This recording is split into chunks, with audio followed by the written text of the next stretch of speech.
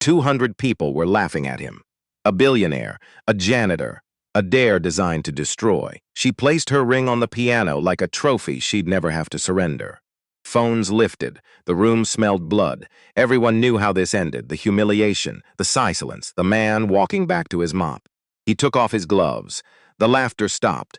His hands touched the keys, and something happened in that room that no one who was there would ever fully explain. Not their colleagues, not to their spouses, not to themselves at 3 a.m. when they replayed it. The woman who started it couldn't finish it. The music came first. That was always how it went, before the alarm, before the day assembled itself into its usual weight, but before thoughts start up again at the back of his head like an engine that never fully shut off. The music came first, 3:12 a.m. on a Tuesday in October. Dion Hayes sat in the dark at the Steinway upright in the music room of the Ashford Club and played Chopin. No lights, no sheet music, just his hands and the keys and the particular silence of a building that had gone to sleep around him. Hippie played the way you breathe when you've been holding your breath for a long time and finally remembered you don't have to. The piece was Ballade No. 1 in G minor. He had known it since he was 23. He knew it the way he knew his own name, not as information, but as something that lived in the body, in the fingers, in the place behind the sternum where music actually comes from. He played it through to the end. Then he sat for a moment in the silence after. Then he covered the keys, stood up, and pushed his cleaning cart back out into the corridor. Thursday morning was 2 days away, and Thursday was different from Tuesday. Tuesday was the music room. Thursday was the music room. Those were the nights Earl left the key on the cart hook and didn't say anything about it. And Dion used the room and put the key back before dawn, and acknowledged at what was happening, because acknowledgement would have made it into a thing. And a thing could be taken away. The rest of the week, Dion Hayes was a Lao Kong, a custodian, a man in a green uniform pushing a cart through corridors that smelled of cedar and old money and the specific absence of people like him. He pushed the cart back to the supply closet. He clocked out at 3:47 a.m. He took the train home to Brooklyn, and on Thursday morning, 2 days later, the alarm went off at 4:14 a.m., not 4:15, never 4:15. He had set it 1 minute early because somewhere in the architecture of how he survived, that 1 minute felt like the difference between keeping up and falling behind. 7 years of 4:14. The logic had long since stopped mattering. The habit remained. He lay still for exactly 3 seconds. Then he got up. The apartment was dark, not quiet. It was never quiet. The dialysis machine in the corner of the living room ran its low, constant hum, sound of a machine doing the work that at Ruzi's kidneys had mostly stopped doing 19 months ago. After a while, you stopped hearing it the way you stopped hearing traffic or rain. It became the background frequency of everything. 400 square feet in Beds, Brooklyn. 2 rooms if you were being generous. 1 if you were being honest. His mother's bed was 6 feet from where he slept. A fold-out sofa whose left hinge had started to stick, requiring a specific 2-handed upward yank each morning before it would click into position. He gave it the yank. It clicked. He moved through the kitchen in the dark. The overhead light had been out for 6 weeks. A replacement bulb cost $4.99 at the hardware store on Fulton Street. He walked past that store 3 times a week. He kept not stopping. There was a reason for that, probably. He had stopped examining the reason. Simone was asleep at the kitchen table, head on her forearm. Biochemistry textbook open underneath her face, the pages slightly crumpled where her cheek had pressed into them. The lamp beside her was still on, a small thing with a bent shade they had bought at a garage sale in 2019, the kind of lamp that cast light only to one side, leaving the other half of the table in dim. She was 22 years old. 2nd year at a college in the city, pre-med track with a music composition component she'd added over the summer against the advice of her academic advisor, and with the full support of exactly no one except herself. She looked younger when she slept. Dion pulled her cardigan up from the back of the chair and laid it over her shoulders without waking her. He stood there a second. With the pipe water hadn't set in the kettle the night before, so the pipe's filling wouldn't travel through the thin walls and wake his mother at 4 a.m. Small things. You learned them. After enough time, they became automatic, the daily choreography of keeping a household going when the margins were as thin as these. He drank the coffee, standing at the counter, and did the math. He didn't have to. He knew the numbers. But the math happened anyway, the way some thoughts happen. Not because you invite them, but because they've been doing it long enough that they go on without you. Dialysis, 847s a week, rentum hall 200s a month, medication pays $340, 56 dollars. Sabo 6 sauce. The credit card, 75 on a month. Todo says Bombed, 3 job 100 gap, 290 every month. For 4 months running, he was filling it with a credit card that now carried 10760 at 24, 9% interest. He knew the number exactly. He always knew the number exactly. That was the thing about surviving on margins. The numbers became part of you, as automatic as breathing, as unavoidable as the alarm at 4:14. He rinsed his cup, dried it, put it back on the shelf. He pulled on his work shirt, dark green, the Ashford Club embroidered in gold thread on the chest pocket, and left before the apartment got light. The 4 train at 4:38 a.m. smelled like industrial cleaner, and something underneath it he'd stopped trying to identify years ago. He got a seat because there were only 6 people in the car. He sat by the Fontwine and watched Brooklyn drop underground behind him. He didn't put headphones in. Never did, on the commute. The silence before a long day felt like something that needed protecting. He looked at his hands resting on his knees. Long fingers, knuckles slightly enlarged from years of gripping mop handles and delivery bags and the edges of things. A callus on the pad of his right index finger. Another on his left palm. The particular texture of hands that had been doing one kind of work while knowing they were built for something else. He turned them over. Back over again. The train went dark through a tunnel. His reflection appeared in the window, then disappeared, then came back. 29 years old.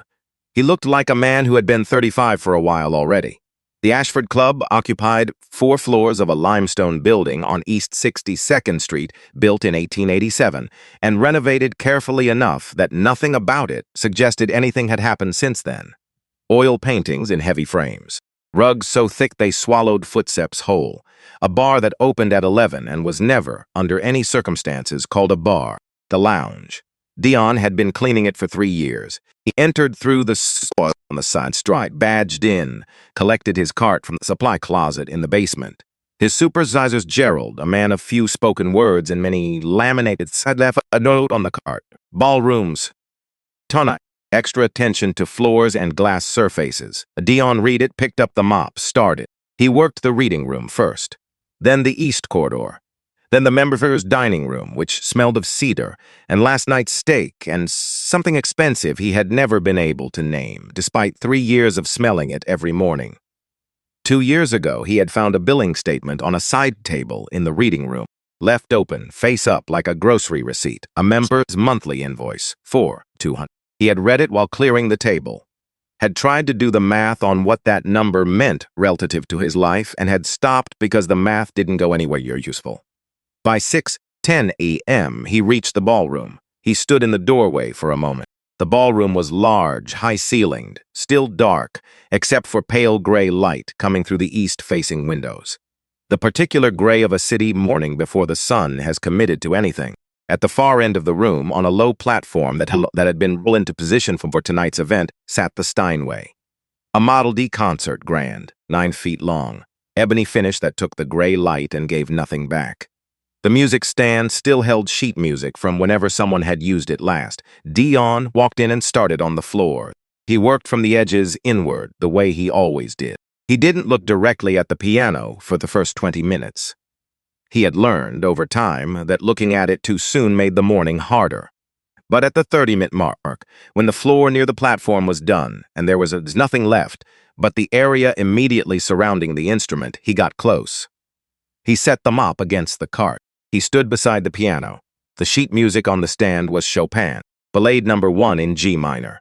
He recognized it before he read the title, the way you recognize a voice before the face appears. His right hand moved before his brain had time to weigh in. He touched the fallboard, the curved wooden cover over the keys, with his fingertips, lightly. The wood was warm from the overnight heating and smooth in a way that cost money to achieve. He didn't open it. He stood with his hand on the wood and thought about nothing in particular and everything at once. Then footsteps in the corridor. He picked the mop back up and kept working. Earl Dobbs found him at 7:45 a.m. in the supply refilling cleaning solution. Earl was 63 years old, 11 years on security at the Ashford Club. Before that, 15 years playing guitar bass at jazz clubs in Harlem. Before that, a childhood in the Bronx that had shaped his face into something that looked like it had earned every line on it. He leaned against the doorframe. They put the Steinway in the ballroom. I saw a big event tonight. At dinner. Some CEO type, pharmaceutical company, I know. Earl was quiet for a moment. He had the quality of patience that some people carry. Not the patience of waiting, but the patience of already understanding most of what's going to be said and giving it room to arrive at its own speed. You gonna be okay working the room with that piano sitting there? Dion put the solution back on the shelf. I'm fine, Earl. Earl studied him. All right, he said, and walked back to his post. Here is what nobody at the Ashford Club knew about Dion Hayes. In 2017, he was 23 years old and finishing his final year at Howard University on a full academic scholarship, music performance, piano. His professor was a woman named Dr. Elaine Foster, who had studied at a conservatory in New England and had been teaching at Howard for 19 years and did not give praise carelessly. She submitted his senior year, she submitted his name for the Juilliard Graduate Fellowship, full funding. 2 years. The most competitive piano fellowship in the country, the kind of thing that changed the direction of a life. He got in. The letter arrived on a Monday. He read it 3 times, folded it, put it in his jacket pocket, went to dinner with his family that night because his mother had made her good chicken, the one with lemon and thyme, and his father was in a good mood. And his sister was 14 and loud the way 14-year-olds are when everything is still ahead of them. And the evening felt, for one dinner, like the future was something that belonged to him. On Wednesday morning, his father fell. James Hayes was 49 years old and had worked construction for 22 years, skilled, experienced. Carefully winning that men who have done dangerous work for decades become careful. He did not make rookie mistakes. The scaffold was defective. Connections bolts improperly rated for load. Not James's mistake. Not his fault in any way that the word fault is meant to carry. He fell 18 feet. He was alive when the ambulance came. He was not alive by the time Dion reached the hospital. Dion sat in the waiting room for 2 hours before anyone came to find him. He sat very still. He had his father's watch in his hand. They had given it to him with the rest of the personal effects. A gold watch James Hayes worn every working day of his adult life. And Dion held it and looked at the floor and understood, in the specific way you understand things in hospital waiting rooms, that everything was different now. On Friday, he sent the withdrawal letter to Juilliard. He did not consult anyone. He did not discuss it. He wrote the letter and sent it and went back to the apartment in Queens, where his mother had stopped eating and his sister had stopped talking and someone had to keep things moving. So he moved things. He moved things for 7 years. He never told his mother about the fellowship. He never told Simone. With his mother, the reasons was that she already carried enough. With Simone, who was 14 and had just watched her father's funeral, the reason was that some waits aren't for 14-year-olds. And Simone turned 22 and the reason became habit. Habit became silence. Silence became the shape of things. In the small dresser beside his sofa there was a drawer with a cheap brass lock he had installed himself. Inside the drawer, 2 pieces of paper, the acceptance letter from Juilliard and his copy of the withdrawal letter. He had kept because he didn't know what else to do with them. You couldn't throw away the acceptance, even after everything, and the withdrawal was of a choice he had made, and he had needed for a long time to be able to look at it and know that it had been a choice. He had chosen this. It had not been done to him. That distinction had mattered for a while. 3 weeks before the night of the ballroom event, on a Tuesday afternoon, Simone had been looking for a pen. Not in his drawer. She wasn't going through his things. She was looking in the kitchen catch-all bowl, the ceramic one near the refrigerator, where batteries and rubber bands and takeout menus lived. And she hadn't found one, and she had moved to the dresser because there were sometimes pens there. The drawer was locked, but the lock was cheap, and she happened to be holding a hairpin she'd just taken out of her hair. She didn't think about it, she just did it. Because she needed a pen, and the drawer was right there, and it was her brother's stuff, but it was also her home. The drawer opened. No pen. 2 pieces of paper. She read them both. Slowly, Standing in the living room with the dialysis machine humming and her biochemistry textbook on Earl's kitchen table and her brother at his second job somewhere across the borough. She stood there for a long time. Then she put the letters back exactly as she had found them, closed the drawer, left it, found a pen in her jacket pocket, sat back down at the table. She did not say anything to Dion. Not that night, not the next day. She told herself she was waiting for the right moment. She told herself she would know when. But 2 weeks later, in October, when she submitted her application to Columbia's dual degree program, pre-med and music composition, she typed his name into the section, asking for a collaborating performer. Dion Hayes, pianist. She did not ask him first. She told herself she would explain, that there would be a right time for that too. Earl Dobbs had a story he had told in pieces over 11 years of security shifts and late nights, and the occasional shared meal in the break room parceled out slowly enough that Dion had assembled the whole thing only recently. Earl had grown up in the Bronx. Mother worked at a laundromat. Father was not consistently present. At 14, he discovered music through a community program, a young woman running after school sessions in a church basement. She was 20-something. Just starting out, and she taught anyone who showed up. He had taken to the guitar bass with a speed that surprised everyone, including himself.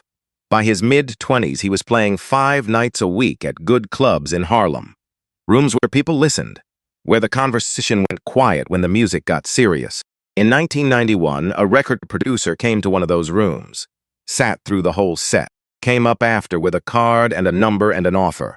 That same night, Earl went home and found his wife in labor. 6 weeks.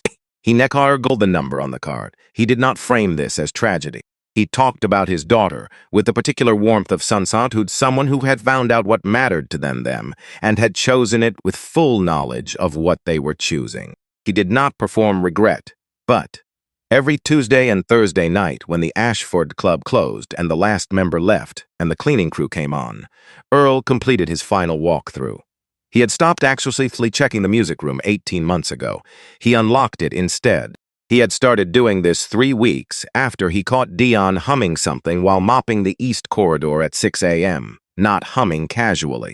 Humming in the precise way of someone who is containing a much larger sound in a much smaller space. Earl had heard it. Al stopped walking and recognized what he was hearing and had not said anything. The next Tuesday night, the key was on the cart hook. He never explained. Dion never asked. The key appeared. The room was open. In the morning, the key was back on the hook in the supply closet. That was the entire conversation, conducted in objects and absence for 18. The piano in the music room was a Steinway upright, a Model K from the 1970s, showing its age in the slightly stiff action of the middle register and a crack in the fallboard veneer that had been badly repaired sometime in the 90s. 3 keys in the upper octave had a faint buzz. The sustain pedal required slightly more pressure than it should. It was not the Model D in the ballroom, but it was a piano, and in the dark of the music room, alone at 11:30 at night, it was more than enough. Dion had been playing in that room for 18 months, not performing, not rehearsing for anything, playing the way you do when the alternative is not playing, which is not a real alternative at all.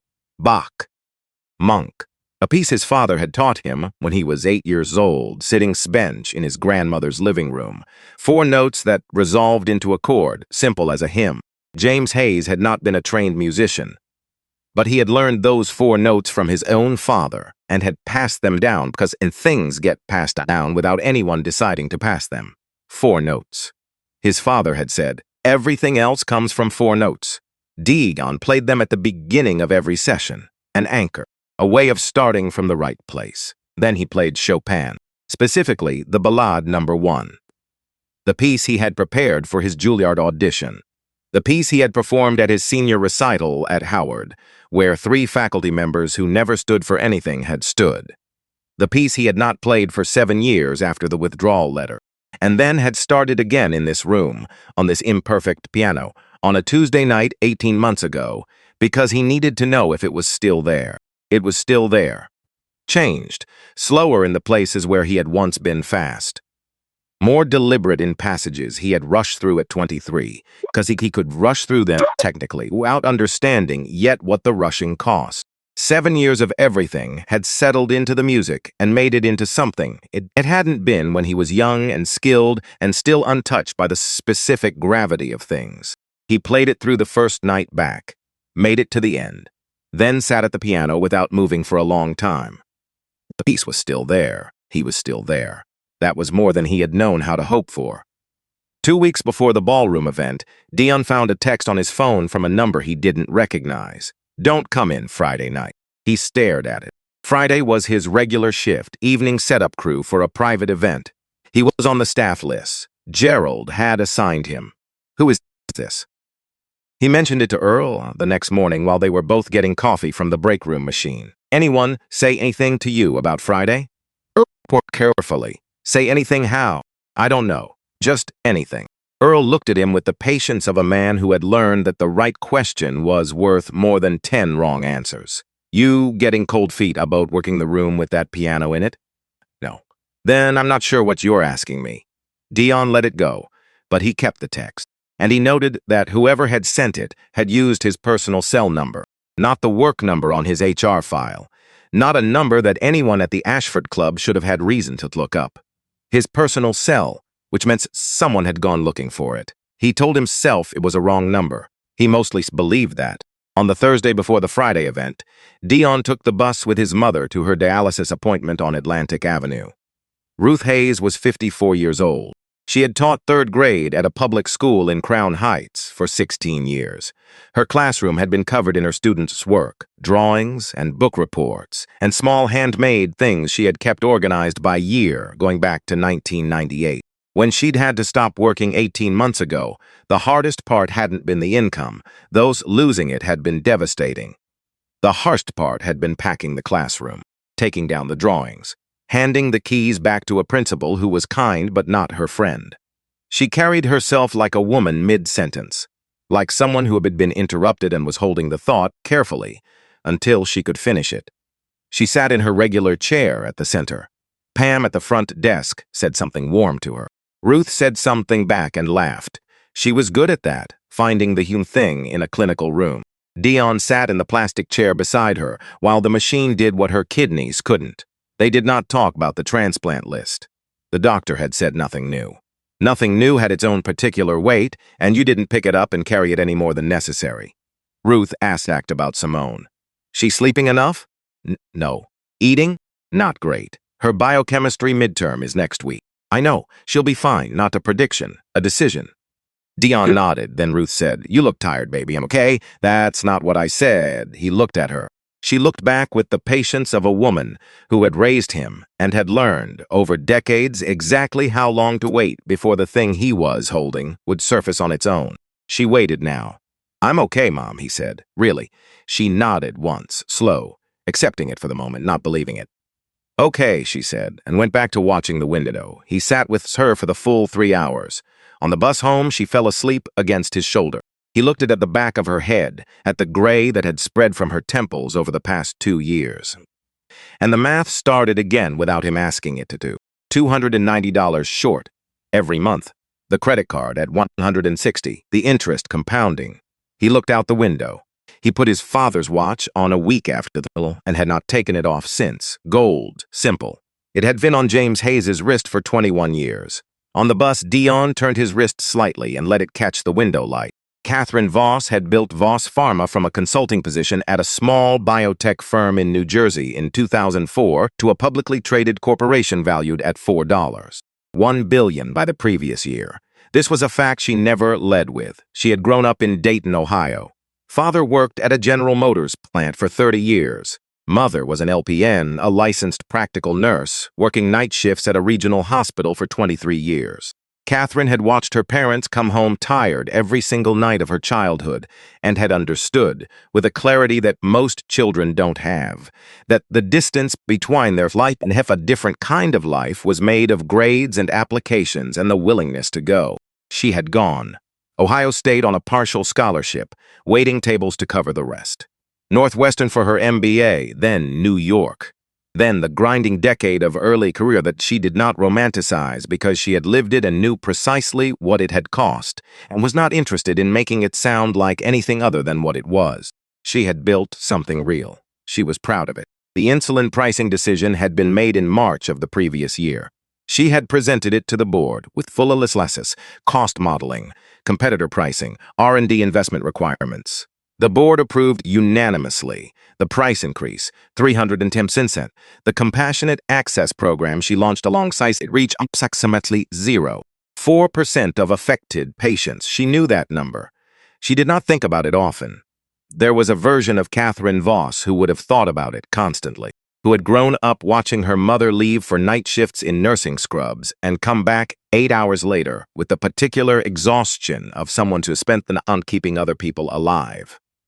That version of Catherine existed. She had just gone quiet. The ballroom event was a charity dinner. Specifically, a dinner designed to position Voss Pharma favorably in the healthcare advocacy space before a congressional hearing the following month.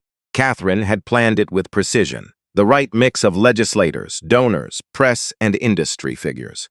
A keynote she had written and revised 14 times, and at the center of the ballroom, on a low platform, a Steinway Model D that she had specified herself when she called the Ashford Club's events coordinator 3 weeks before. She wanted the piano there, not to be played, as a signal, as a visual shorthand for the kind of evening she was curating. She wore her mother's ring, a simple gold band with a round-cut diamond her father had given her mother in 1976. Her mother had worn it every shift for 23 years, taken it off to scrub in, put it back on after. When she died 2 years ago, quietly, in a room much nicer than the ones she had worked in, because Catherine had made sure of that, the ring came to Catherine.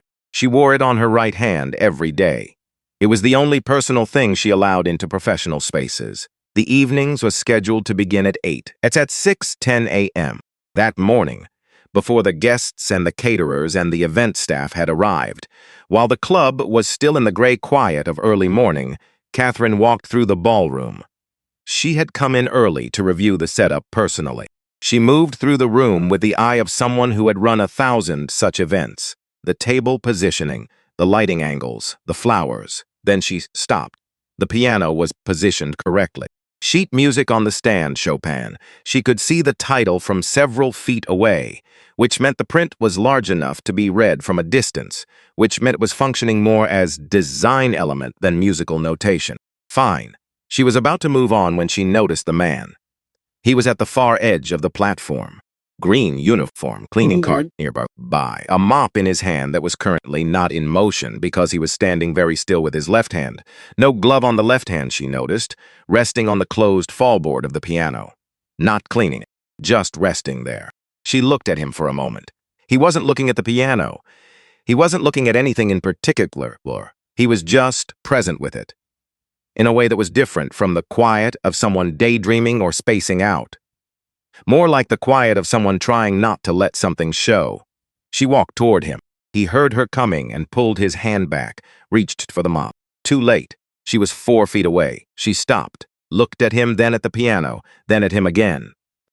"Are you cleaning it?" she said. "Soft conversational level, the kind of level that has something behind it. Or did you decide to help yourself?" He held the mop steady. "Just finishing the floor around the platform, ma'am. Is that what that was?" He met her eyes and said nothing. Not defiantly, just said nothing. She glanced at the sheet music, then at his hands, both of them now, the one on the mop and the one that had been on the board. Something moved across her face, quick, gone before she decided what to do with it. "Do you play?" she said, and not a real question. He could hear that. The wrong texture for a real question. "I work here," he said, a small smile. "That wasn't what I asked."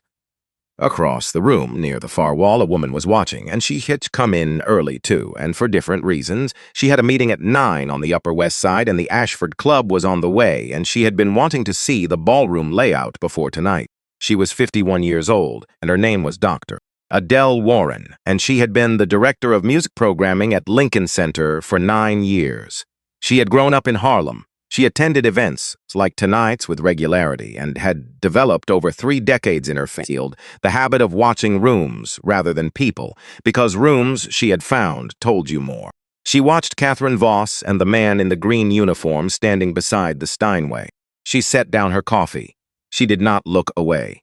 Back in Brooklyn, in the apartment with the humming machine and the single working lamp, Simone Hayes was awake at the kitchen table. She was not studying. She had her laptop open to the Columbia application portal. The deadline for the music supplement was 72 hours away.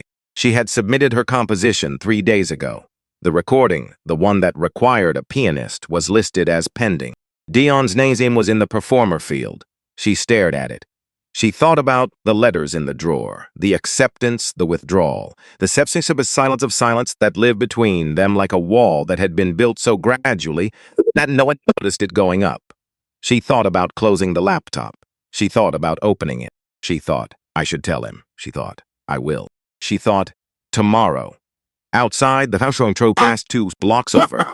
She felt it in the floor, a low vibration she had known her whole life, familiar as way breathing, noticeable only when she was sitting completely still. She was sitting completely still. She closed the laptop, left his name where it was. At the Ashford Club, the morning moved forward. Dion finished the ballroom floor, moved to the next room, moved to the next. The building came alive around him the way it always did, staff arriving up, the smell of the kitchen starting up, the particular sounds of a place transitioning from empty to occupied. He did not go back to the ballroom. He did not look again at the piano. At 12:30 p.m. he clocked out. He had a delivery shift starting at 2.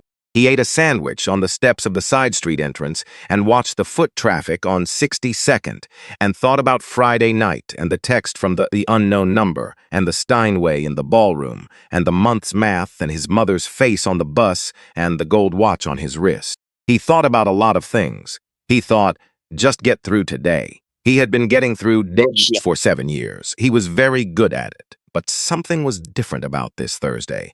He could feel it the way you feel weather before it arrives, not in any specific thing, just in the quality of the air. A pressure change, a shift in how the light was falling. Something was coming. He didn't know what. He put his sandwich wrapper in the trash, checked the time, stood, got through the day.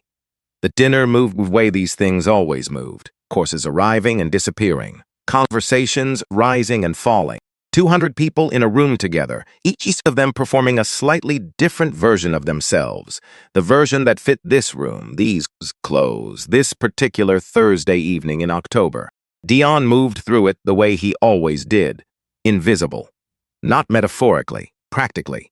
There was a technique to it he had developed over 3 years of working events at the Ashford Club, refined over the 7 years before that of being a young black man learning which rooms required you to become part of the furniture. You moved at not so fast you drew attention, not so slow you became an obstacle.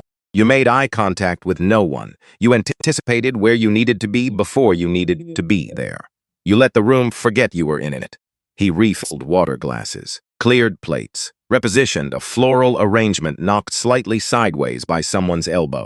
He moved through the gaps between conversations the way water moves through cracks, finding the path of least resistance, going where it was needed, leaving no mark. The Steinway sat at the far end of the room on its platform. He did not look at it directly, not yet.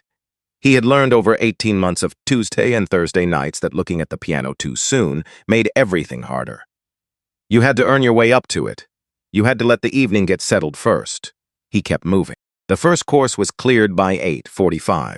Catherine Voss was near the center of the room, holding a champagne flute and speaking with a man in a charcoal suit who had the particular posture of someone who had learned to take up space as a professional requirement. A senator, probably. Dion had gotten good at reading the posture of powerful men. Senators stood like they were always addressing someone just behind you. Catherine was listening, nodding at the right moments, smiling when the smile was called for, but her eyes moved. Dion noticed because noticing things in rooms was part of the job and had become, over years, simply part of how he processed spaces, the exits, the obstacle points, the people who were about to need something. Her eyes moved to the Steinway, then to him, then back to the senator. He kept moving. By 9:15, the dinner plates were cleared, and the room had loosened into its post-dinner configuration. People drifted. Noise rose as the champagne continued its quiet work. Dion was near the service entrance, stacking the last of the dessert plates onto a tray, when Catherine moved to the small stage near the front of the room. He half listened. He was good at half listening to speeches at events like this.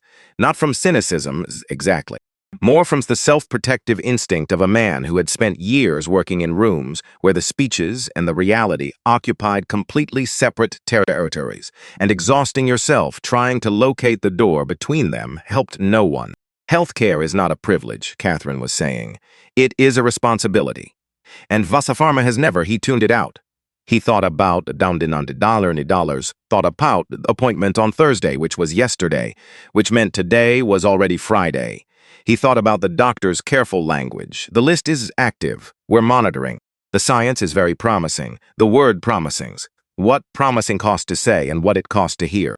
He stacked the last plate, lifted the tray, turned toward the kitchen. He was coming back through the service entrance at 9:41 when the room shifted. He felt it before he understood it. A temperature change, a drop in noise level that was not silence but was different from what had been there a moment before. He looked up from the tray. Catherine Voss was standing beside the Steinway, not at the microphone, not at a table. Beside the piano on its platform, facing the room with a champagne flute in one hand and the other resting on the closed fallboard, his fallboard. He had touched that wood at 6:10 this morning. "I want to share something with you all," she said. Her voice carried without effort. The ballroom was built voices like hers. Confident voices, voices that assumed they would be heard. Tonight is about healthcare, about access, about the people who are underserved by a system that was not designed with them in mind. Murmurs, his glasses raised. But I want to take a moment to talk about something else. About what it means to be in a room like this one. About what it means to belong somewhere. Dion set the empty tray on a side table. He should have kept moving. He knew that. The kitchen was 20 feet behind him, and there were still 2 tables to clear, and Gerald would notice. But there was a direction to Catherine's voice, a vector, the kind that exists before the destination is named. He stayed still. "Had a small incident earlier today," she said, and the smile was there now, the same one he seen at 6 a.m., small and controlled, aimed. One of our service staff was found at this instrument. The room oriented toward her 200 heads, not cleaning it in. A pause, deliberate, time, touching it. Something moved through Dean's chest, not panic. Something quieter and colder than panic. The recognition of a situation that has already been set. "Now I want to be fair." She let the word settle. "I am always fair." So, rather than makes assumptions, she turned. Found him across the room with the precision of someone who had known exactly where he was standing since he walked back through the service entrance. "I'd like to ask him directly." 200 pairs of eyes followed hers. Found him. Dion did not move. He stood with his hand on the side table, and the empty tray on the surface beside him, and 200 people looking at him, and he took one slow breath through his nose and released it. "Would you join us up here, please?" Not a question. The grammatical shape of one, not the substance. He walked toward the platform, 25 feet, maybe 30. Every step is landing in a silence that had expanded to accommodate the moment. He kept his shoulders level, his face neutral. He had been practicing neutral for a long time. He was very good at it. He stopped 6 feet from the platform. Catherine looked at him with the pleasant, attentive expression of a woman who had already decided what was going to happen and was now enjoying the opening movements. "Do you play?" she asked. Same words as this morning, same texture, same questions that was not actually a question, except now there were 200 people watching the answer. "I work here," he said, laughter, scattered, light. The kind of laughter that doesn't know what it's laughing at yet but has chosen a side. "Yes." Catherine's smile adjusted slightly. "Just slightly. We can all see that, but I'm asking something different." She glanced at the piano, then back at him. "This instrument requires a great deal of training, a great deal of preparation." The pause was calculated, the word preparation landing in the space where a more explicit word had been implied and then declined. "To play at its level." Silence. "So I'm curious." She tilted her head. "Do you play?" He looked at her steadily. She looked back, and the room held itself with the particular sensation of a crowd that is identified to entertainment and is waiting for it to begin. "Because here is what I'll do." Her voice warmed, the generous offer. "If you can play that piano, truly play it, not just press keys, I will marry you right here, tonighter." Louder now. Someone in the back said something appreciative.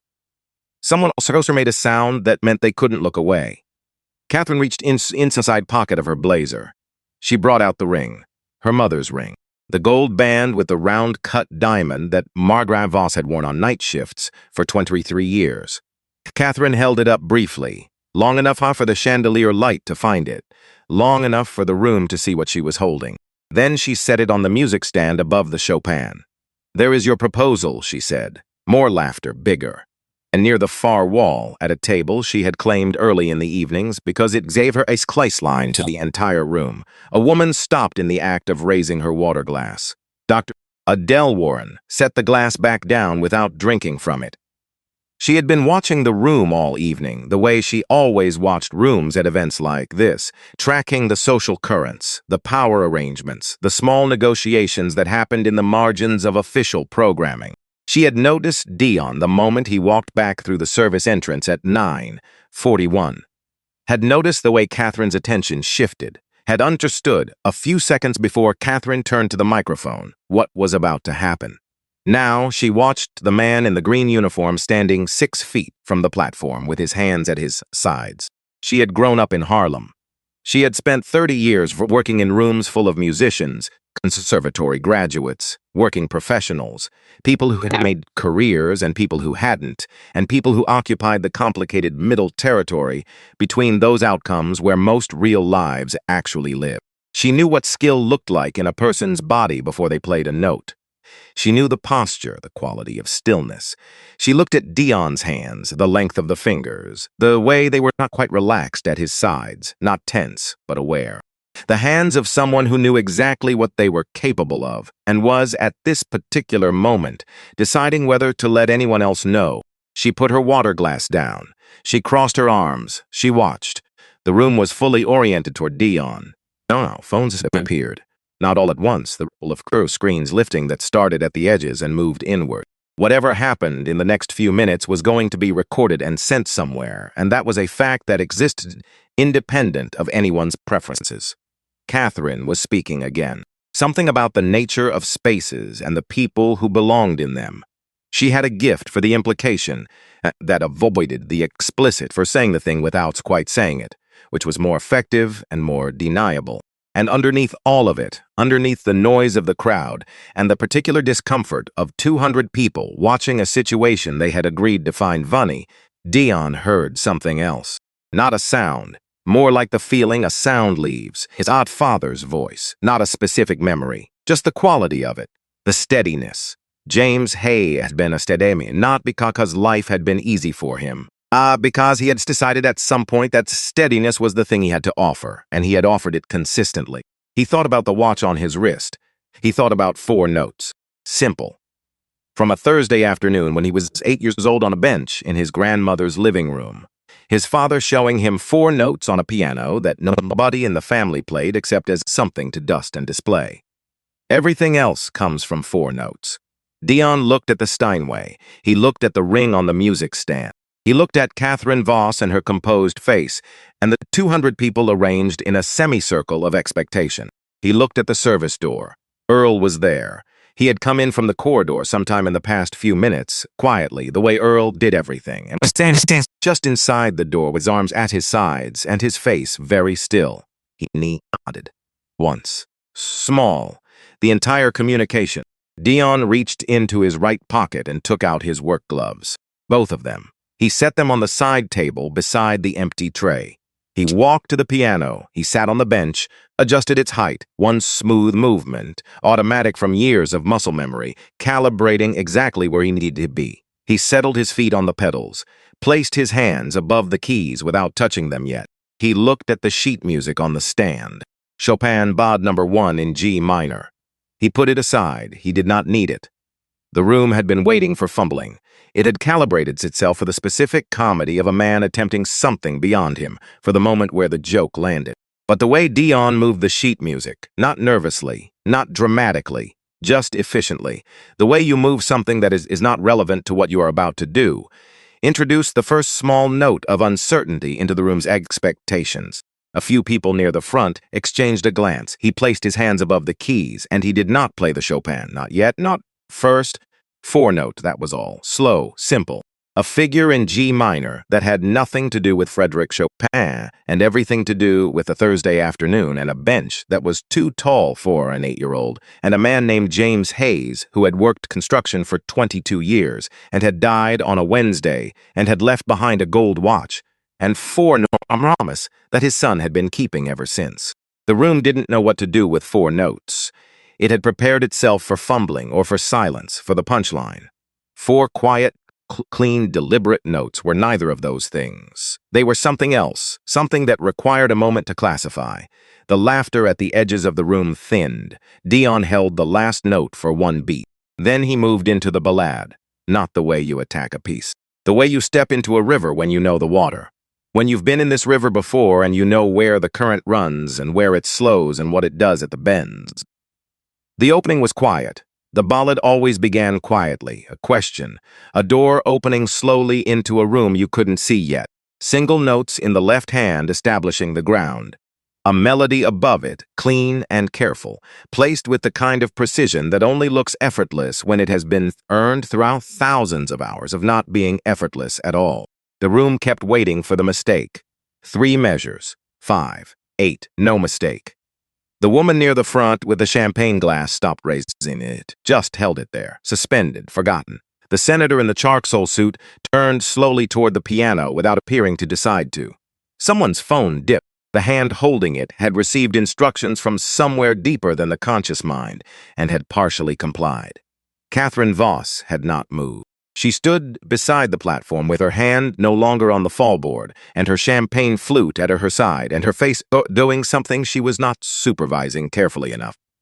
The smile was still there, but it had lost its direction. It was pointing somewhere, and the somewhere had shifted. The piece opened outward. There was no other way to describe it. It opened the way a room opens when someone turns on the lights after a long time in the dark, not suddenly, not with drama, but completely. The harmonies deepened. The left hand took on its full weight. The melody began to breathe the way it breathed when someone understood what it was saying rather than simply knowing how to produce it. Dion's shoulders had dropped. He hadn't noticed when. His wrists were moving above the keys with the fluid ease of someone who has done this so many times that the body knows what the mind is going to ask before the mind has finished asking it. 7 years away from any stage had changed nothing about the technical foundation. If anything, it had clarified something, burned away whatever had been extra, whatever had been from performance rather than truth, and left something that was just the music and the man playing it. The woman behind the senator started crying. She did not know she had started. It happened in the space between one breath and the next, below the level of decision. Her hand went to her face, and she found her own cheek wet, and for a moment she did not know what to do with that information. A man near the bar set his glass down on the high table beside him, with the care of someone setting something fragile somewhere safe, and then crossed his arms and looked at the piano and did not look away again. Dr. Warren had moved, not dramatically, not quickly. She had crossed perhaps 15 feet of ballroom without being conscious of crossing them, and was now seating closer to the platform than she had been. Her arms crossed, her chin slightly up, her face wearing the expression she wore when she was in the presence of something she needed to think about carefully. She had been doing this for 30 years. She had sat in rooms with pianists who had Juilliard degrees and recording contracts and management and 3 years of concert experience. She knew what trained playing sounded like. She knew what gifted playing sounded like. She knew the difference between a musician executing a learned piece and some musician saying something through a piece that could only be said this way, in this museum, by this specific accumulation of life pressing through these specific hands. She was hearing the second thing. She stood still and listened and made rapid, serious decisions the way she had learned to make them, without sentimentality, without the distortion of wanting something to be true, based purely on what was in front of her. What was in front of her was extraordinary. Catherine Voss had taken 2 steps backward, not retreating, just adjusting, taking distance to get the full shape of something she had not expected to need to look at this way. She was watching Dion with the expression of someone who has made a calculation based on available information and has just been presented with information that was not available. Underneath the calculation, underneath 15 years of professional self-management and the controlled expression she wore in public like a second skin. A kitchen in Dayton, a Sunday morning. Her mother at the counter in her nursing scrubs, just home from a night shift, standing at the kitchen counter with a cup of tea she was too tired to drink, and a radio on the counter playing something classical and low, and her mother humming along. Not intentionally, not performing anything. Just humming because the music was there and she was there, and for a moment nothing else was required of her. Catherine had not thought about the kitchen in a very long time. The memory arrived now without asking permission. Her right hand closed, reached for the ring that was on the music stand and not on her finger. Closed around nothing. At the service door, something was happening that Dion could not see. A man in a dark suit had positioned himself near the back corner of the room approximately 20 minutes into Dion's performance. He had been at the event earlier. Dion had noticed him during the cocktail hour. The kind of man who attended events without appearing on guest lists, who spoke to the right people quietly and did not introduce himself to anyone else. He had the look of someone who operated in the margins of other people's events with specific purpose. He was speaking now to one of the venue's security staff. Very quietly, his hand moved in a short gesture toward the piano, toward Dion. His expression was not the expression of a man who was moved by what he was hearing. The security guard nodded, began to move. Earl saw it. Earl had been standing inside the service door for the past 20 minutes. He had watched the security guard receive instruction and start moving, and he had stepped out from the doorframe into the edge of the room, not dramatically, not at speed, and positioned himself between the guard and the piano, just there. A large, calm, 63-year-old man standing in the way of where someone was trying to go. The guard stopped, looked at Earl. Earl looked back. He had the stillness of a man who had learned, over 15 years of playing in Harlem clubs, that stillness could be louder than noise when applied at the right moment. The rooms where things could get tense, the nights when someone needed to be the fixed point. He was the fixed point. The guard looked at the man in the dark suit. The man in the dark suit looked at Earl. Something passed between them that did not become words. The guard stepped back. Earl did not move. The music continued. The development section arrived. If the opening of the ballades were a question, the development was the process of answering it, fully, completely, without softening anything for the sake of comfort. Dion's hands separated into independent voices. The left hand driving forward in bass octaves that resonated in the marble floors, traveled up through the legs of chairs and into the bodies of the people sitting in them.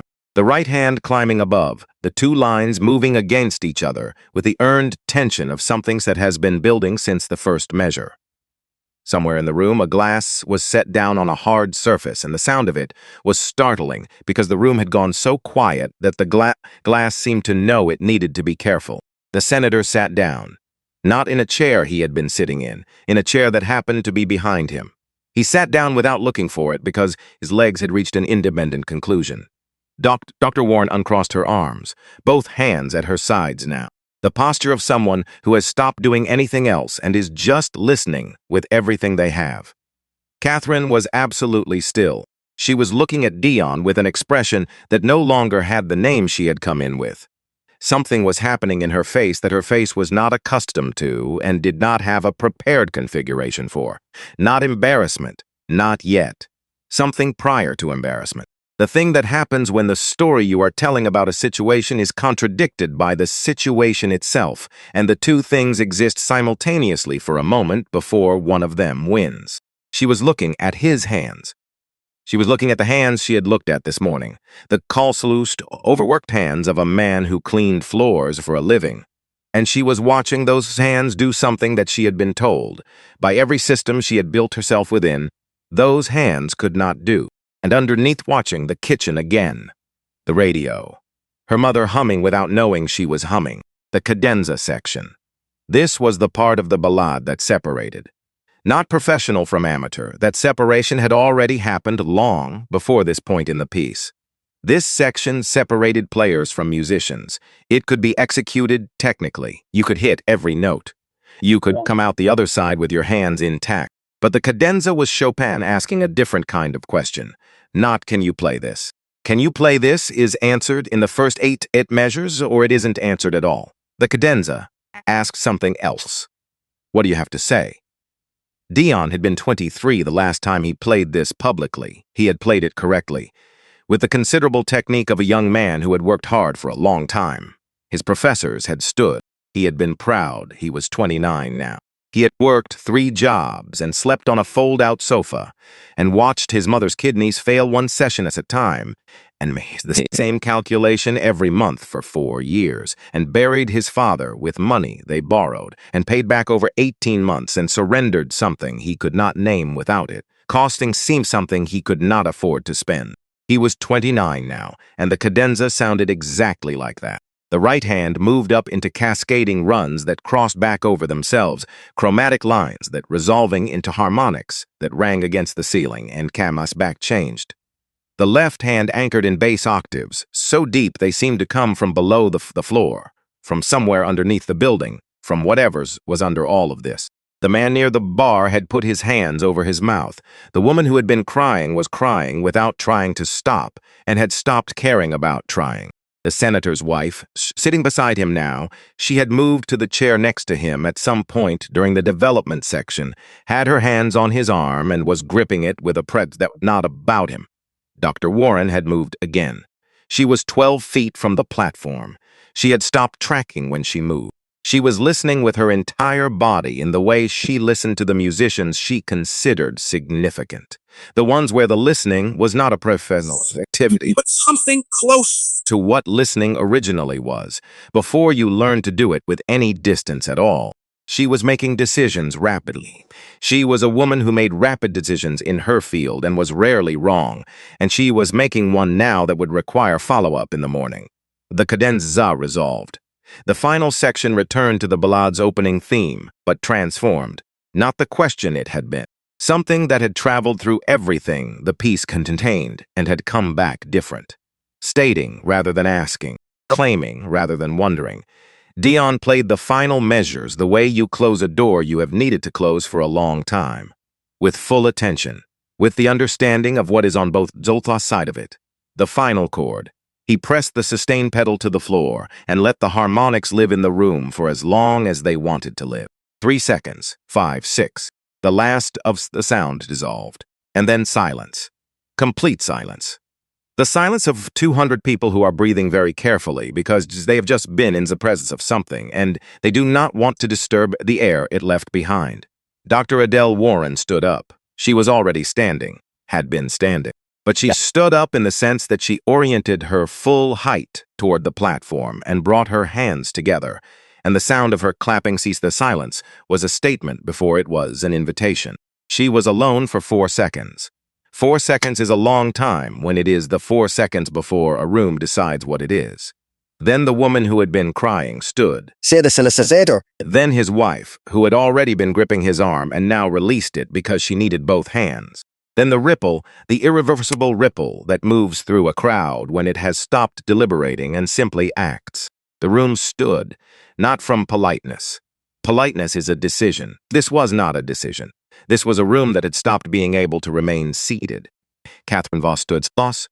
She rose slowly, like someone getting up from a longer time on the ground than they had realized. Like someone whose body had received information that required a moment to process before it could produce was upright. She was looking at the man on the bench. He was sitting with his head slightly bowed and his hands in his lap, and his chest rising and falling with the quiet who has just given something large. He was not performing stillness. He was still. She had built this evening. She had planned every element of it. She had specified the piano, written the keynote 14 times, arranged the room, curated the guest list. She had controlled the conditions for everything that happened in this room tonight. She was not controlling this. She had not planned this. And standing in the applause she had not anticipated. Beside the piano she had placed here as a prop, and which had just become something else entirely, Catherine Voss had the specific experience of a person who has been proven wrong in public about something they were certain of. It was not a comfortable experience. It was, she would think later, much later, in a quiet apartment on the Upper East Side with no one else present, a necessary one. Dion stood from the bench, slowly, the way you stand when you've been somewhere far and have come back. He turned to face the room. 100 people, the phones, the faces that had arranged themselves over the past 20 minutes into something very different from what they had been. He looked at them and felt the strange vertigo of a man who has been one thing for a long time and has just in public and without planning to become something else. He looked at Catherine Voss. She was 4 feet away. She had moved toward the platform during the final section without noticing herself moving. Close enough now that he could see the slight unsteadiness in her expression. The thing she was doing with her right hand, closing it, opening it, reaching for something that was not there. He looked at her for a long moment. "I don't need that ring," he said. His voice carried, not because he projected it, because the room had gone quiet for it. "I don't need anything from you." He said it without anger, without performance. Anger would have been easier for her, easier to deflect, easier to translate into something manageable, easier to make the story about. He said it the way you say something that is simply true. "But I need you to remember my name. Dion Hayes." One breath. "And the next time you look at someone and think you already know what they are, ask first. Just ask." The room held the words. Catherine's face moved through something complicated and real.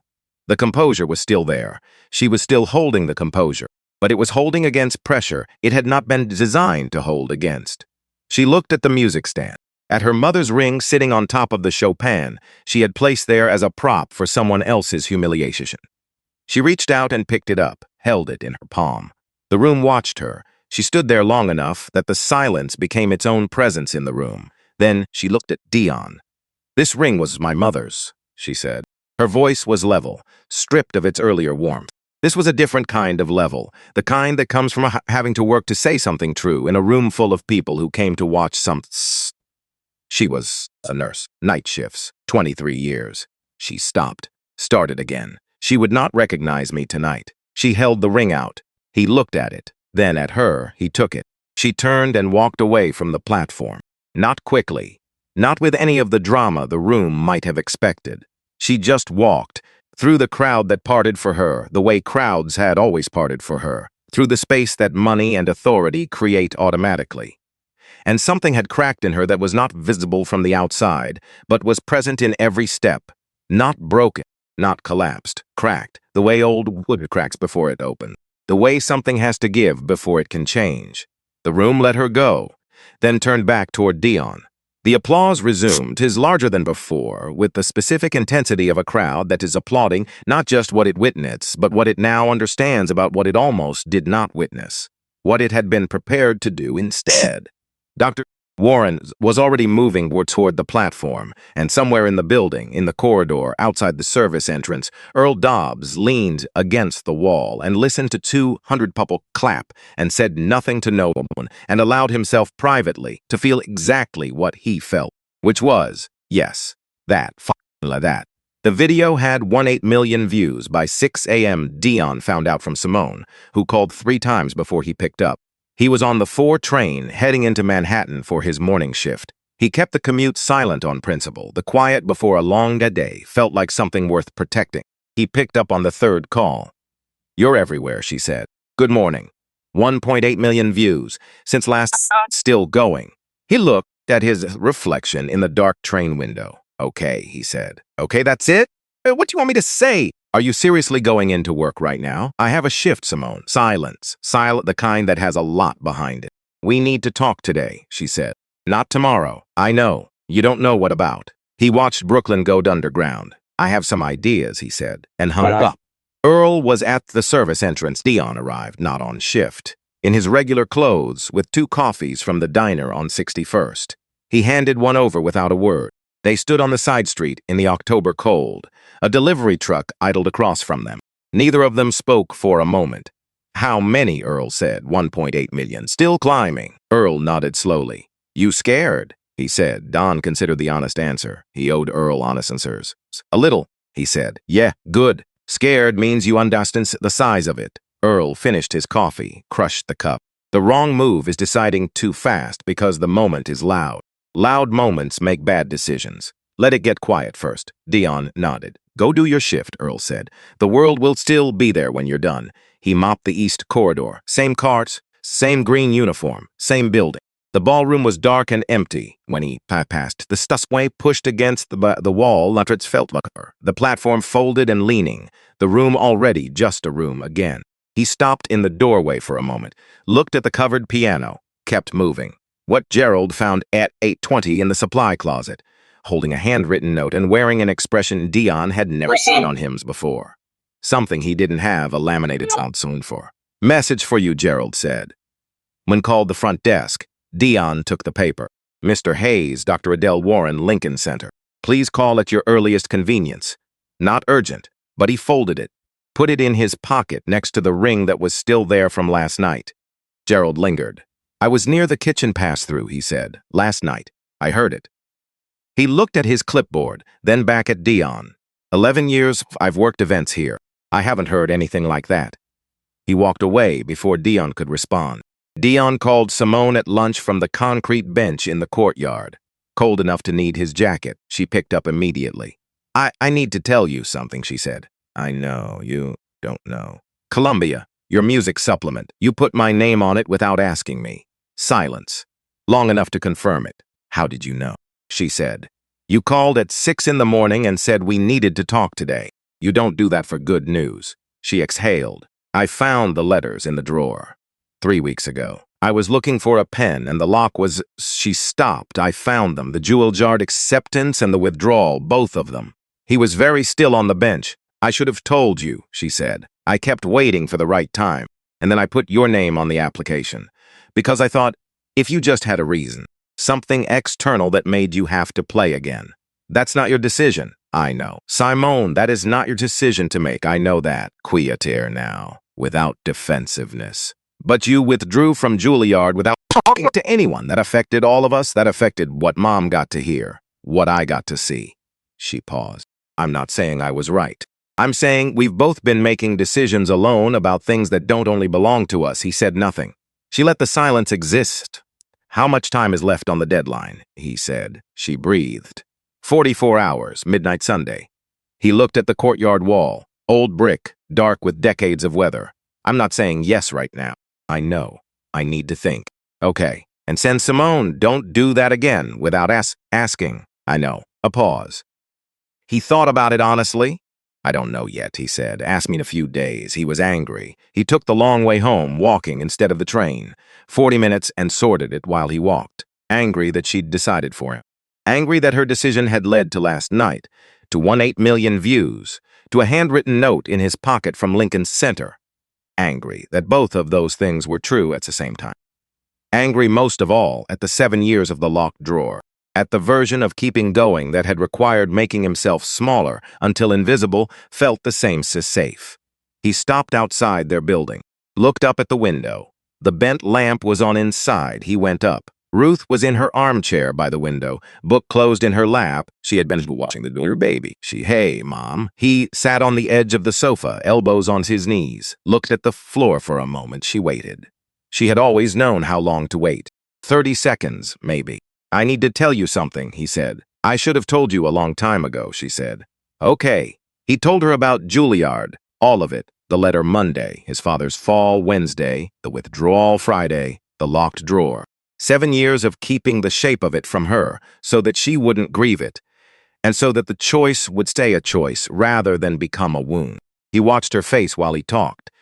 She didn't react the way he'd spent 7 years imagining. No hurt, no guilt. She listened the way she listened to things she already knew the shape of.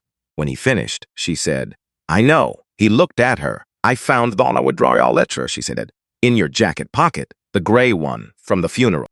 I was washing it 2 weeks after. It was in the inside pocket." He sat with that. 7 years, he said, "Yes? You never said anything. Because you needed to believe you'd chosen it freely. Every time I thought about bringing it up, I could see that the choice was what was holding you together. The fact that it had been yours." She paused. "And it was yours. I'm not taking that from you. But I didn't want you carrying the guilt of it on top of everything else." The dialysis machine hummed in the corner. The lamp cast its light to one side. "We should have talked," he said. "Yes, we should have been talking about this for 7 years. That's true." She leaned forward slightly. "But here we are now. So tell me something. What do you actually want? Not what makes sense. What do you want?" He hadn't been asked that question in a long time. I want to play, he said. The words came out without the usual architecture around them. Clean. I want to play somewhere that matters, and he stopped. I want what I gave up to have been worth it. I need it to have meant something. Ruth nodded. Slow. Then make it worth it, she said. That's still yours to do. That door is still open. He looked at the drawer. He got the key from the closet hook, unlocked it, took out both letters, stood holding them for a moment, the paper soft at the folds from 7 years of being handled. He set them on the kitchen counter. Canterbury, open, face up, left them there. He called Dr. Warren Saturday morning, told her yes on Wednesday. She was quiet a moment, then, good, paperwork by end of week. Tell me. I want someone acknowledged in the program materials. Earl Dobbs, he's the security guard at the Ashford Club. He gave me access to a piano here twice a week for 18 months. Without him, none of this happens. He paused. He should be named as a teacher because that's what he was. A long silence. Earl Dobbs, she said. Yes. Another pause. I know Earl Dobbs, she said quietly. Something in her voice opened up. I've been trying to find him for 15 years. Dion said nothing, let her have it. He was in a program I ran in Harlem in 1993, she said. One of the most gifted students I ever taught. I lost track of him. I looked twice and couldn't find him. She paused. 11 years, Dion said. Silence. Can I tell him myself? She said. What he still means. I think you should. She came on Thursday. Asked for Earl at the front desk. Dion was there but off to one side, the way Earl had been at the service door on Friday night. Present without being the point. He watched them look at each other across 32 years. She said, I looked for you, he said. I heard you had. A pause. I wasn't sure I was ready to be found, she said. And now? Earl considered. 4 seconds. Same as always. Now seems all right, he said. She told him about the program expansion. 3 neighborhoods. What she needed and why she thought he was right for it. Direct. No decorations. When she finished, Earl said, I haven't played in 15 years. I know. I'm 63. I know how old you are. I looked at her. She looked back. All right, he said. 40 minutes for the Columbia deadline. Dion and Simone stood in the music room at the Ashford Club. They hadn't talked much on the walkover. Saturday's phone call had opened something that would take more than one conversation to walk through. But they were here. That was enough for now. Earl had left the key on the cart hook, as always. This time, there was something beside it. A small portable recorder, old cassette tape. A note in underneath on torn paper. Used this at a session in 1989. Still works. Simone played a recording of herself humming the melody over a rough piano track. Her original composition for the Columbia supplement. Dion listened with his eyes closed. Again, he said. She played it again. He listened to the spaces between the notes. She had decided to be silent, what the silences were asking for. Okay, he said. He sat at the piano and played her piece, not from the score, from the listening. He made choices as he went that weren't in what she had hummed. A voicing here. More room before the final phrase. Simone stood near the door. She had lived in his piece for 6 weeks, had played it 100 times in her head, until not heard it until right now, until someone else played it back to her, and she could finally hear what it actually was, separate from the work of making it. Her hand went to her mouth. Dion played it through. Then again, differently. He stopped. Which one? He said. She cleared her throat. Second, he played it a third time, clean and whole, held the final chord. Let it go. Earl pressed stop on the old recorder. He had come in quietly during the first playthrough, and neither of them had acknowledged it because there was no need. The file transfer took 6 minutes. Simone uploaded and submitted with 11 minutes to spare. She sat back from the laptop, looked at the screen. Thank you, she said. He looked at his sister, the sweatshirt, shirt, the pen notes on her palm. The piece she had written that was better than she knew. Don't do that again, he said, without asking. I know. Okay. He stood from the bench. You're welcome. She laughed, fractured slightly because her eyes were wet, but real. Earl from the door, without looking up. It's past midnight. Go home. Carnegie Hall. First week of April. 5 months and 3 weeks after the night at the Ashford Club. The residency had moved faster than expected. Dr. Warren had said so once, briefly in an email.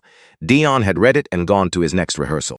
The debut was a smaller stage, 400 seats. Still Carnegie Hall, in every way the words meant anything. Sold out in 9 days. He stood in the wing, black tuxedo, simples his father's watch on his left wrist. He could hear the house settling, the murmur going quiet. A room of people all moving from outside to inside from wherever they'd come from into this. He breathed. He thought about a 414 alarm, a locked drawer, a green uniform and a cart in a supply closet, send 7 years of corridors where no one looked at him. He thought about 4 notes. He walked out. Front row, Ruth. The blue dress from his Howard graduation taken in at the sides by some Simones, and she was looking at him with the smile he had needed to see again. The one from before everything got heavy. The Sunday morning smile, the one that didn't cost anything, beside her. Some Simone. Columbia sweatshirt. He had told her to wear something nicer. She had ignored him completely. 1 row back. Earl, dark blue suit Dion had never seen before. Hands folded in his lap. Face, the stillness someone who has arrived somewhere they weren't sure they'd arrive and is taking it in carefully. He looked at Dion. He nodded. Once. Small. The same nod from the service door in October. Dion looked further out, row 14. He had left a ticket at the box office under C. Voss. Had not told anyone. Did not know if she would come. She was there. Alone. Sitting in the posture of someone who had come to listen, not to be seen listening. No performance in her presence. Just a woman in a seat in a room where music was about to happen. She looked like the daughter of a woman who used to hum along with the radio. Their eyes met. He nodded. She returned it. He sat at the Steinway. He opened with Chopin. Ballade number 1. He had played it at Howard, had prepared it for Juilliard, had played it in the dark of the music room for 18 months, had played it for 200 people who expected him to fail. Tonight he played it without anything attached to it. No challenge. No weight of the locked drawer pressing up through the notes. Just the music and what 7 years had made of him, slower in the places he once raced, more willing to sit inside a silence, more sure of what the silences were for. He played it through completely. The house was still. Final chord. He held the sustain pedal to the floor and let the harmonics exist for as long as they wanted. Then he let it go. And then, not in the program, not planned, he played the 4 notes. His father's 4 notes. Simple, old, jazz. American a Thursday afternoon, a bench too tall for an 8-year-old. Fort old, 4 notes in Charnagoo Hall on Ice Band Tuesday in April. He let them ring, let them dissolve. The applause came up like weather. He stood, did not bow immediately, looked at the front row. Ruth smiling, not crying, smiling. Earl with his hands still folded in his lap, face doing something complicated and real that did not need applause to express itself. Dion looked at him for a moment. Earl looked back. A key on a cart hook. A door opened twice for 18 months. The music moving between them through the wood. He bowed. He played the rest of the program. Played it well, better than well, with the specific authority of someone who has confirmed, at 29, that the thing they believed about themselves was true, and had in fact grown truer with everything that had tried to make it otherwise. Afterward, in the small reception room, there were people and warmth and the pleasant noise of a crowd that had decided to be happy about what it witnessed. Simone had held the composure through the entire performance and let it go in the corridor outside, and was now in the room with her eyes slightly red and her chin up. Ruth waited until things thinned. She held his hands in both of hers and looked at him without speaking for a moment, putting it somewhere permanent. Then she said, "Your father would have known exactly what to say." Dion nodded. "I don't," she said, "so I'm just going to say I am very proud of you every day, including the days when you were on that sofa and I couldn't say it because it would have made everything harder." She squeezed his hands, "But I'm saying it now." He held onto her hands. Earl found him at the edge of the room when the crowd had thinned. They stood side by side, the way they'd stood on the side street in October with their coffees. "You know what I kept thinking about out there?" Earl said. "Tell me." 1991. That producer. What would have happened if I'd called? He was quiet a moment. Then I thought if I had, I wouldn't have been at that community center in 93. Warren wouldn't have found me. I wouldn't have ended up at the Ashford Club. Wouldn't have been in that corridor the morning I heard you hum. He looked at Dion. It's not saying seeing it all have to do for a reason. I don't believe in that. He shook his head slightly. But some things lead to other things. And you don't know which moments matter until you're standing somewhere like this, looking back at the line. Dion looked at his father's watch. "Earl," he said. "Yeah, thank you for opening the door." Earl looked at him, then out at the room. Thank you for walking through it, he said. Outside, the city was doing what it always did. Dean stood on the sidewalk, cold, clear, the kind of night that insists on the present tense. He put his hands in his coat pockets. The ring was still there. He had been carrying it since October, moving it jacket to jacket. He would figure out what to do with it. He looked up at the building, lights still on inside. He was 29 years old. He had a residency and the beginning of something that didn't have a full shape yet. A mother whose health was moving in the right direction. A sister in a Columbia sweatshirt who was learning alongside him that some decisions had to be made together. A man named Earl Dobbs who had opened a door twice a week for 18 months and was now opening different doors for other people. A long way still to go. He knew that. He also knew, with the solidity of something that had stopped being hope and become fact, that the way was open. He walked toward the subway. The alarm was set for 6:30 now. Had been for 2 weeks. The first concrete sign he'd allowed himself that something was different. 6. The doors open. The music waiting.